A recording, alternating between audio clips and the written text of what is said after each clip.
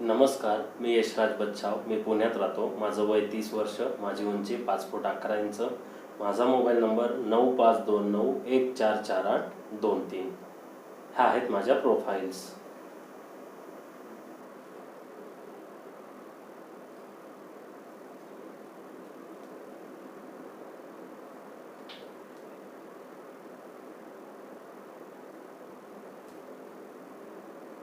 धन्यवाद.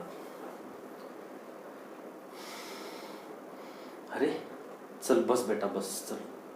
नाही नाही, नको, आता रात्र खूप झाली, घरी जाऊया, चल पटक्याचं.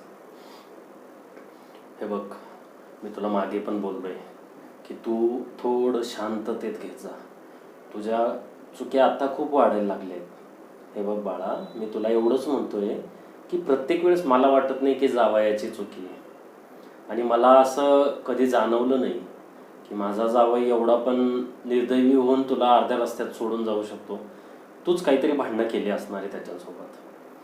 मागच्या वेळेस तू तेच केलं बघ. मागच्या वेळेस माझ्या कानावर आलं होतं, त्यांनी जेव्हा मला सांगितलं की तू काहीतरी त्या बॉससोबत गप्पा मारत बसलीस. त्यांना नाही आवडत तसं. का तू असं करतेस?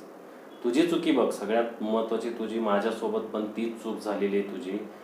तू जेव्हा लहान होतीस, लहानपणापासून तू दिवसभराची प्रत्येक हालचाल मला सांगत होतीस.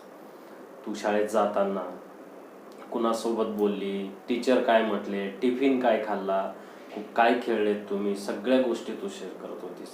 पण जेव्हा जसं जसं तू मोठी होत गेली तसं तसं तुझं ते सांगणं, ते मला सगळ्या गोष्टी देणं, ते तू जे पण काय करत होतीस, तू काय वस्तू घेतली ती मला आणून देत होती, मला दाखवल्याशिवाय खात नव्हतीस, ते सगळं तुझं हळूहळू चेंज होत गेलंस.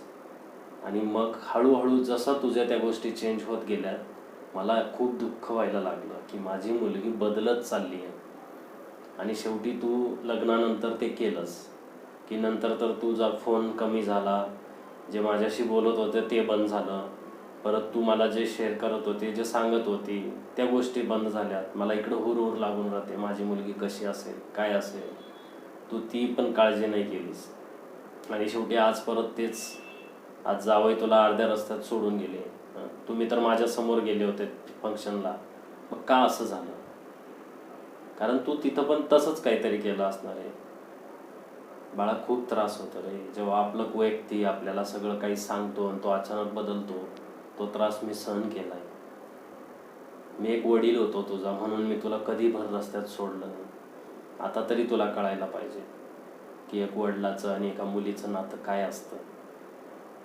सगळ्या दुनियेचं नातं तुला रस्त्यावर सोडू शकतं, पण एक बाप तुला आत्तापर्यंत तुला कधी असं जाणवलं नाही की मी तुला कुठंतरी रस्त्यात एकटं सोडलं.